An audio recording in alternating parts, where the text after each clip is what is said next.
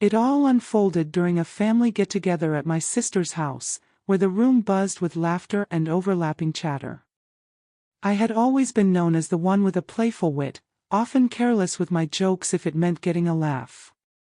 That evening, while we sat around the table, I teased casually about trading my husband if anyone was interested.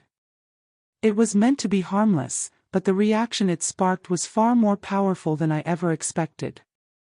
Everyone chuckled, waiting for his usual shy grin or a sarcastic comeback.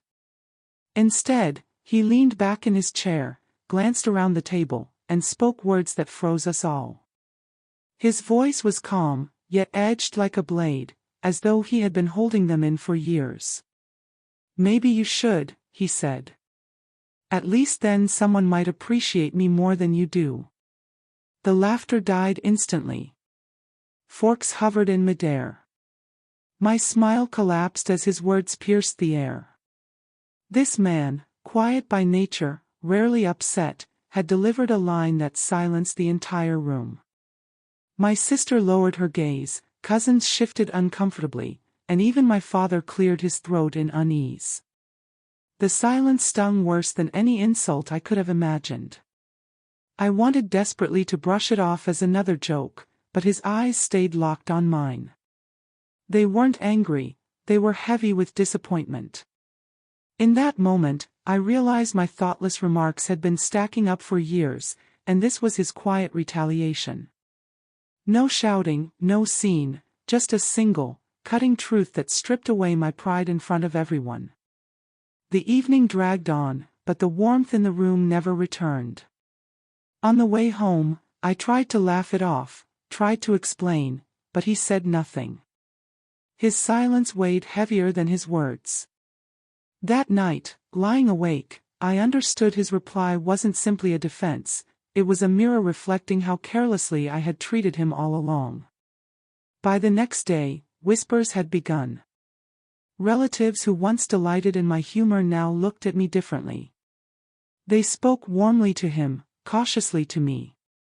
It was as though his words had pulled back a curtain, revealing something they had already sensed.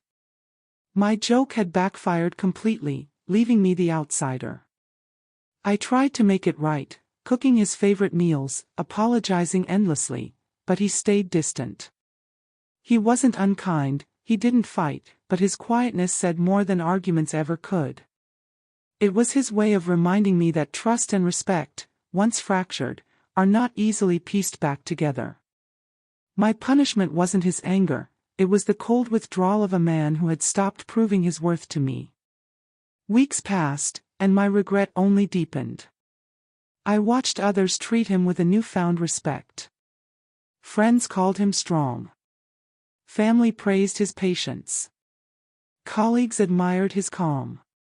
Meanwhile, I became the subject of whispers, the wife who mocked her husband until his quiet revenge silenced her. One evening, sitting together in the living room, I asked him directly if he still loved me. He didn't answer immediately. When he finally spoke, his eyes were weary.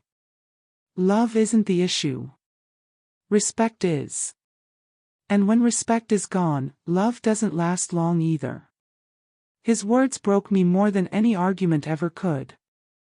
That was the moment I learned revenge doesn't always roar, it can come softly, in silence, in dignity that outshines any insult.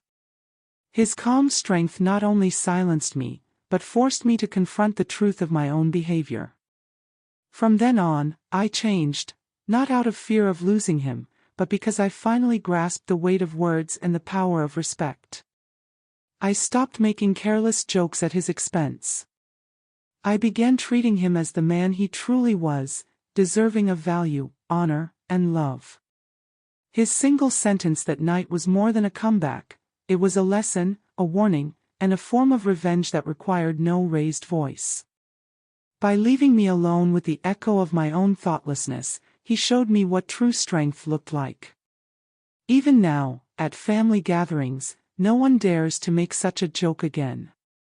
People regard him differently, and they look at me with a reminder of what I nearly lost. Whenever I think back to that night, I remember the quiet revenge that reshaped the way I spoke, the way I loved, and the way I respected the man I once mocked. That calm reply, delivered with precision, became the sharpest weapon I had ever faced. And it left me with a truth I will never forget: sometimes, the most powerful revenge isn't anger, it's silence.